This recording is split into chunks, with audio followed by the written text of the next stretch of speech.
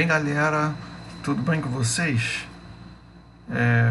A gente está aí longe, né, por causa todo esse problema que a gente vem vivenciando do coronavírus, né, que na realidade o nome do vírus é SARS-CoV-2, e a gente está distante, mas a gente está perto, né? A gente está conseguindo, pelo menos manter nossa mente em dia. Agora, eu acho que uma coisa importante para a gente avançar é que a gente volte de outro jeito, né? Essa nossa sociedade parece que não deu muito certo do jeito que ela se configurou, né? A gente precisava voltar diferente, pensar diferente, porque parece que não deu muito certo de verdade, né? Então, nada mais propício do que essa parada para a gente repensar a nossa sociedade, repensar nosso tempo. Mas enquanto isso a gente continua estudando, né? Continua mantendo aí nosso foco nos estudos. Beleza, gente? Eu sei que a gente tem objetivos grandes na vida. E para isso não precisa ficar, não adianta ficar sonhando, ficar projetando o futuro. A gente precisa botar o pé no chão e saber, é agora que a gente constrói nosso futuro, não é isso? Então, uma das coisas que a gente precisa fazer é avançar nos estudos, né? Então vamos lá. Gente, a gente vai começar então aqui agora a nossa aula de Biologia 1, tá? O capítulo 2, que é Biologia Celular, ou também conhecido como Citologia, tá bom? O que é essa biologia celular ou citologia? Ela é o estudo das células, tá ok? Então, o estudo das células a gente chama de biologia celular ou de citologia. Citos, célula, logos, estudo. Beleza? Por que é tão importante a célula para a sobrevivência? Eu falo que a célula é a casa do metabolismo, né? Porque é na célula que nós temos as estruturas e as condições de manter a vida, de manter as reações químicas do metabolismo, tá? Então, as células são as unidades mínimas, né? As menores unidades, as unidades mínimas para que exista vida estável. E por que isso? Por quê? Porque elas, por conta da sua membrana, né, lipoproteica, da sua membrana que envolve todo o citoplasma, cria-se uma individualização, o que separa o meio externo do meio interno, né? Então faz a separação entre o ser e o seu meio de vida. Ponto. Já é uma condição importante. Outra condição é que ela garante uma estabilidade interna, né? Ela garante uma estabilidade dos componentes que estão dentro. Por mais que no ambiente ali fora as condições possam ser mais agressivas, para dentro dela ela consegue manter uma certa estabilidade. E agora, tendo essa estabilidade, eu tenho um ambiente estável, um ambiente estável. Esse ambiente estável é mais propício às reações metabólicas, que na base de tudo é o que sustenta, o que mantém a gente, né? Reações metabólicas, nunca custa falar isso. Metabolismo é um conjunto de dois tipos de reação: as reações de construção, de síntese, de produção de substâncias, que a gente chama de anabolismo, e as reações de quebra, de catálise, de degradação, que a gente chama de catabolismo. Beleza? Então, o conjunto catabolismo, anabolismo, metabolismo. Bem, e nas células também ocorre a diminuição das necessidades energéticas, já que as enzimas que vão fazer o metabolismo estão dentro das células, elas vão diminuir a quantidade de energia necessária para que essas reações ocorram. Tá? Então a célula tem estruturas, por exemplo, água em abundância, estruturas como as enzimas, as organelas, e um ambiente controlado que vão permitir o quê? O metabolismo, permitir a vida. Né? Então a célula, para mim, eu chamo ela de casa do metabolismo. Beleza, galera? Aí nas imagens a gente tem uma célula primitiva hipotética, né? É óbvio que a gente não é DNA, não seria DNA, primeiro tipo de material genético, mas aí está para representar, né? Uma célula procariótica primitiva com uma molécula replicante. É isso que precisa ter uma célula. Uma membrana, citoplasma e uma molécula replicante, que a gente chama de material genético. Material genético faz cópias de si mesmo. Né? O DNA faz a duplicação, a sua replicação, a cópia dele. Então, quando ele se copia, a gente pode agora ter o quê? A reprodução. Então, todo DNA, ou toda molécula, toda molécula de material genético, ela vai produzir as proteínas e permitir a reprodução. Tá legal? Bem, do outro lado a gente tem uma célula procariótica básica, né? Que hoje a gente vai ter aí nas bactérias, cianobactérias, também nas árqueas, tá? Enfim, aquela tipo de célula que o material genético está no meio do citoplasma, né? Está ali diluído no citoplasma. A primeira célula foi observada por um cientista, que é esse aqui, chamado de Robert Hooke, tá bom? Então, o Robert Hooke, ele foi o primeiro cientista a observar células. Ele era um aluno de Leo Hawke. Leo Hawke foi o criador do microscópio. Então, ele está ali tentando investigar esse mundo microscópico. E aí ele faz o quê? Ele pega o material da casca do suber, que é um tecido dos vegetais, a casca dos vegetais. Ele pega e faz uma lâmina com isso. Né? Ele pega a cortiça. Né? Cortiça é usada para fazer rolha, quadros de aviso, né? Aqueles quadros que a gente coloca as taxinhas, enfim. E ele observa o quê? Ele observa esse material aqui, ó.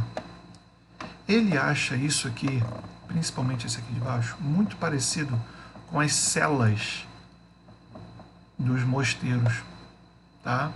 Olha lá o ano que ele está, 1665. Então ele acha isso muito parecido com as celas dos mosteiros e ele chama esses espaços então de células, pequenas celas. Mas na realidade ele não está olhando para as células.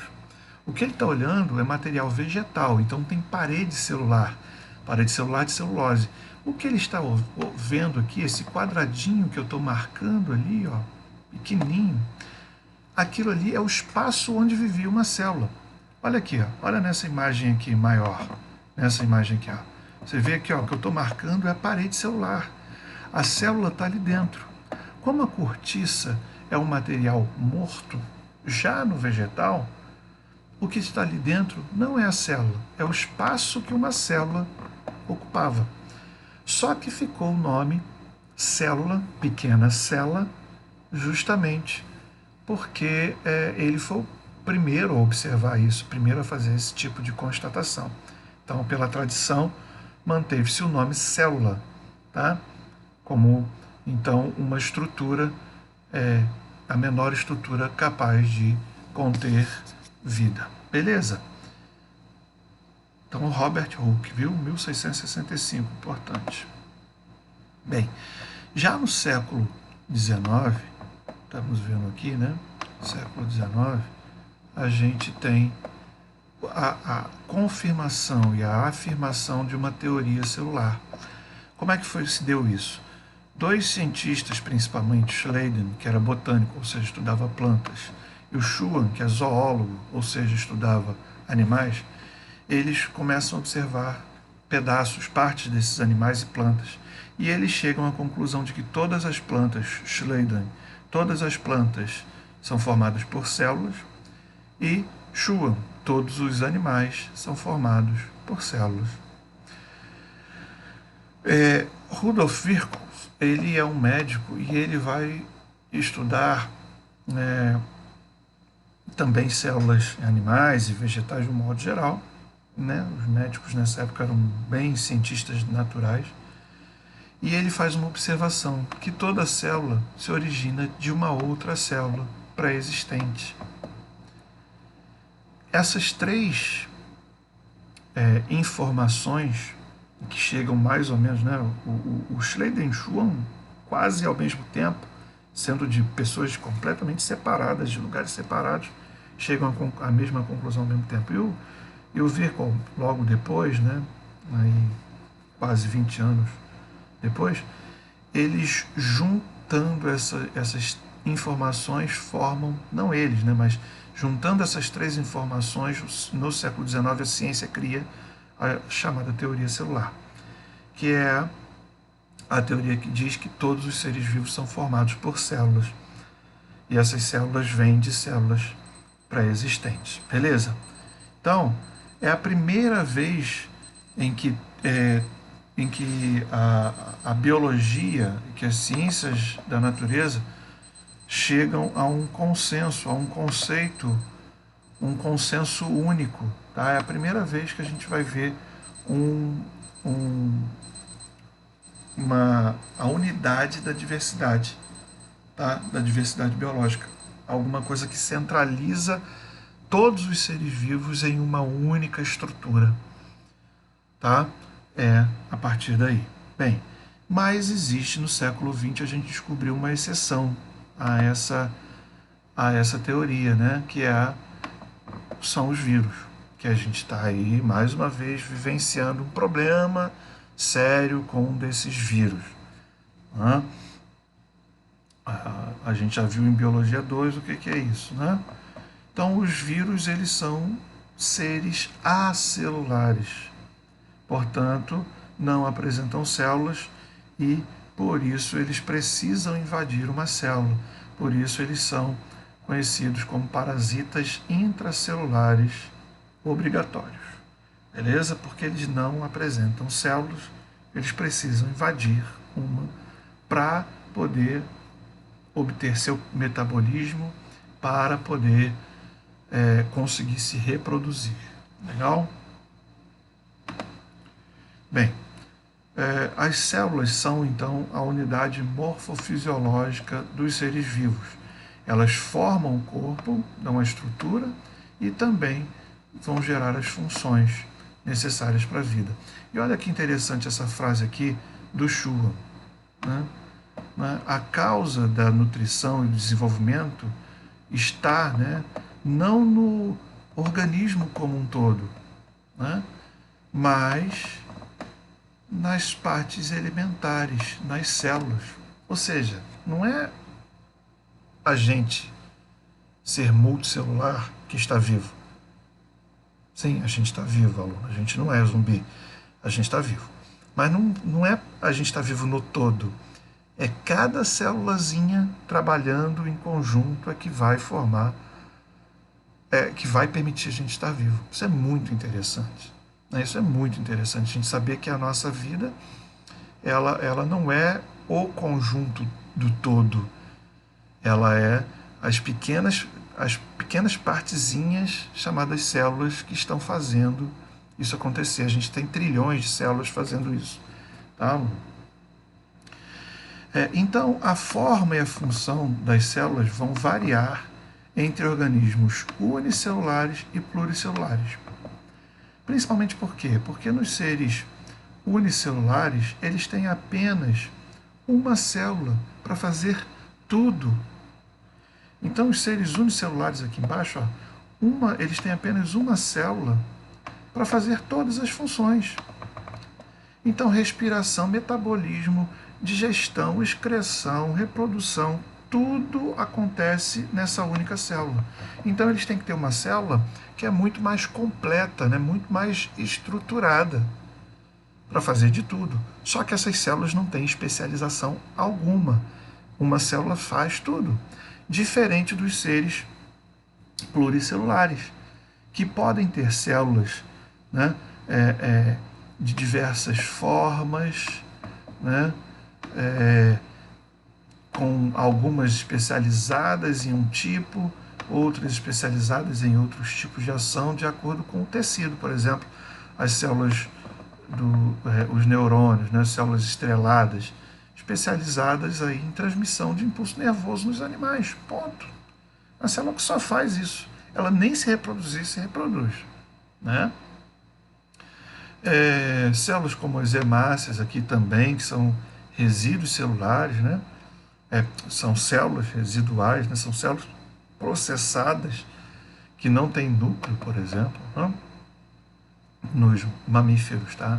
Células, as hemácias não têm núcleo em mamíferos. Então, assim, cada célula, em células pluricelulares, cada célula pode ter a forma e a sua função específica. Tá? E isso se dá, essas formas e funções vão se dar pela ação dos genes. Tá? O que faz uma célula? Se todas as células têm o mesmo material genético no nosso organismo, peraí, se todas as células têm o mesmo material genético, por que cada uma tomou uma forma diferente? É porque os genes ativados em cada uma, no processo que a gente chama de diferenciação celular, vai formar os tipos diferentes de células. Ok, Elon? Já nos seres unicelulares, olha lá, que você pode ver aqui embaixo, ó, os seres unicelulares, eles têm aí diversos formatos de células. Tá bom? Beleza. Bem, para observar as células, a gente precisa de uma estrutura, de um instrumento chamado de microscópio. Existem dois grupos básicos de microscópios. O microscópio óptico, que é esse aqui, né? Ele é um microscópio onde uma luz sai daqui, é um microscópio óptico ou um microscópio de luz. A luz passa aqui, atravessa esse condensador, atravessa a amostra que está aqui, que tem que ser uma amostra bem fininha, e vai chegar nessas lentes aqui, ó, chamadas de objetivos. E aqui dentro desse canhão e revólver, né, a gente vai ter esse tubo ou canhão, e aqui o revólver, a gente vai ter uma série de lentes que projetam numa ocular. Tá? A ocular aqui é onde a gente vai visualizar o material. Tá? Então, o microscópio óptico ou de luz é o microscópio mais antigo, tá? Inventado aí há 400 anos atrás, e são os mais utilizados para estudo de células. Né? E tem dois grupos de lentes, as oculares e as objetivas. Geralmente a ocular amplia 10 vezes e as objetivas ampliam até 100, 150 vezes. Para você saber quanto você está aumentando, né? É só multiplicar essas duas lentes que estão sendo usadas, a lente objetiva e a ocular. Tá? Então, e a gente vai ter aí microscópios ópticos que aumentem até em 1.500 vezes. Tá? É importante que o microscópio óptico é o único desses tipos que a gente consegue verificar células ainda em funcionamento. Tá bom? Porque daqui os próximos a gente vai ver que não dá para fazer isso. Então, para estudar células vivas, microscópio óptico.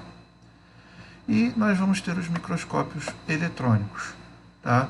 Microscópio eletrônico de transmissão, ele é um instrumento que utiliza feixes de elétrons, tá? Para atravessar o material. Eu vou mostrar uma imagem com isso. E você vai ter que fazer cortes aí super finos, tá? Fixados.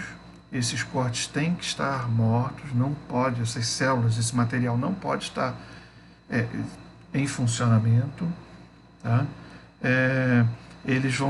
Esses elétrons vão atravessar o material, tá? Atravessar o material, e esses feixes serão refletidos e capturados por lentes eletromagnéticas, tá? Que vão produzir numa ocular, como está aqui, né? Vão produzir numa ocular a imagem que está sendo transmitida aqui de dentro, bom? E pode ampliar até 500 mil vezes. E essa ampliação permite que sejam vistas as organelas celulares, que são estruturas dentro das células, e detalhes das membranas plasmáticas, tá? Detalhes das membranas plasmáticas. A desvantagem desse microscópio, em relação ao microscópio óptico, é que ele não visualiza células vivas, tá? E as imagens, nesse caso, são em preto e branco, bom? E os microscópios eletrônicos de varredura. Esses microscópios eletrônicos de varredura têm um funcionamento semelhante ao de transmissão, portanto, também tem um feixe de elétrons atravessando o material, só que nesse caso não atravessa. O material precisa ser desidratado, tá? Ou congelado, tá? Por criogenia, e às vezes precisa metalizar esse material, tá? Colocar ali uma capa, banhar esse material em metal. Ele vai produzir imagens de superfície apenas, tá? Ele não atravessa, ele pega imagens e varre, por isso de varredura, ele varre a superfície daquele objeto, daquele material em estudo, que pode ser um material biológico, tá? E ele vai formar imagens tridimensionais em telas. Aqui o observador não fica olhando direto, tá bom? Ele vai observar através de telas. Bem, aqui está como acontece a formação da imagem no microscópio de luz, aqui no óptico, né? Como eu falei, a luz atravessa aqui o condensador. Essa luz atravessa, é condensada no condensador, obviamente, vai atravessar o material e na objetiva e na ocular vão se formar a imagem que a gente vai ver diretamente. Já no microscópio eletrônico de transmissão, aqui, um feixe de elétrons, né, sai lá do topo do microscópio e vai atravessar, que vai passar por um condensador, condensando elétrons, não luz agora elétrons, né, atravessa a amostra, que está bem aqui, forma-se aqui na lente objetiva e numa lente projetora, vão projetar essa imagem num quadro, né, numa lousa eletromagnética, e aqui a pessoa vai poder observar por uma ocular que estará acoplada aqui, né? Bem, e no de varrição, né, no microscópio eletrônico de varredura, é o mesmo princípio, tá vendo? Só que o material não está aqui sendo atravessado, tá vendo aqui, ó, onde está na transmissão? Olha aqui o material onde está no de varredura. Os elétrons batem aqui e só varrem a superfície e mostram aqui num detector, ele vai detectar a imagem e vai projetar numa tela. Beleza, gente? Aqui está, na primeira imagem, essa imagem aqui, microscópio óptico, onde você consegue ver as células e tal, e é legal que dá para ver ela funcionando. Nesse caso aqui está fixada, tá, com pigmentos, essa célula não está funcionando, mas é um exemplo de uma imagem de microscópio óptico. Aqui, uma imagem de microscópio eletrônico de transmissão, ou seja, a imagem atravessa, né, o feixe de elétron atravessa, formando uma imagem bem bacana, bem mais próxima da célula, né? Aqui um glóbulo branco, aqui nós temos glóbulo hemácias e um glóbulo branco aqui no meio, aqui só o glóbulo branco, tá vendo? E aqui, nessa última imagem, você está vendo o quê? Também os glóbulos vermelhos, E aqui, ó, o glóbulo branco. Olha que imagem bonita, né? Esse é o microscópio eletrônico de varredura. Você vê que ele só observa, só mostra as superfícies. Legal? Bem, na natureza nós vamos encontrar dois tipos de célula que não apresenta carioteca, tá? Então, a célula procariótica, ela não tem um envoltório que separa o material genético do restante da célula. É uma célula menor, mais simples, não tem organelas membranosas dentro delas, somente ribossomos. Esses ribossomos são diferentes, tá? São ribossomos 70S, eles são menores, menos densos, na realidade, do que os ribossomos das células eucarióticas, tá? E não tem organelas endomembranosas. As células procarióticas hoje que a gente conhece são as bactérias e cianobactérias, além das árqueas, tá? Por exemplo, essa célula procariótica que tem um flagelo, esse flagelo é bem diferente dos flagelos de células eucarióticas. Nesse caso aqui, o flagelo dessa célula não é feito por organelas aqui de dentro, e sim pela própria parede celular, tá? Essas células vão ter, então, uma parede celular, geralmente, nas bactérias, de proteínas, tá? Vão ter ribossomos, vão ter uma membrana plasmática por dentro da parede celular, uma membrana plasmática mais interna, tá? Tem um nucleóide, que é o material genético que fica disperso, tem ribossomos, e isso tudo fica no citoplasma, ribossomos e material genético. O mesossomo é uma organelazinha básica que alguns autores dizem ser efeito da visualização no microscópio, um ressecamento, mas, enfim, muitos autores dizem que ele está associado aí à respiração celular de bactérias, tá? Então, seria uma primitiva organela membranosa dentro de uma bactéria. Mas isso aí vai depender do autor, tá? Células eucarióticas. As eucarióticas são células mais completas. E aí, dentro das células eucarióticas, nós temos dois tipos, grandes tipos básicos, tá? Os tipos de célula tipo vegetal e esse tipo animal. A grande diferença está em três estruturas. Na célula animal, nós não vamos ver a parede celular, não tem, tá? Então não vai ter plasmodesmo, não vai ter, mas de estruturas principais, não vai ter o vacúolo de suco celular, o vacúolo central, tá? E também nós não vamos ter os cloroplastos. Só nas células vegetais a gente tem essas três estruturas, tá? Já nas células animais, nós vamos ter três estruturas também, que pelo menos duas estruturas aqui, que não apresentam-se nas células vegetais. A primeira delas, os centríolos. O centríolo não tem em células vegetais superiores, angiospermas e gimnospermas, tá? Também lisossomo. Apesar da imagem aqui estar me mostrando um lisossomo aqui na célula vegetal, tá? Isso é um erro dessa imagem.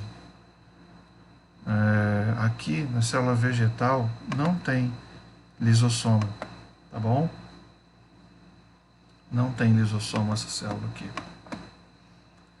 Então, lisossomos e centríolos só estão presentes em células vegetais. Em células animais, tá bom?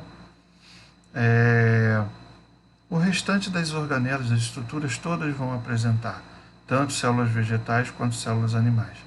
Agora, importante, mitocôndria tem nos dois. Então, quando a gente for falar de função das mitocôndrias, que é a respiração celular, você vai ver tanto os vegetais quanto os animais fazem respiração celular. Portanto, ambos têm mitocôndria. Agora, por que a célula é chamada eucariótica? Porque ela tem isso aqui, ó, tá vendo? Um envelope nuclear, tá?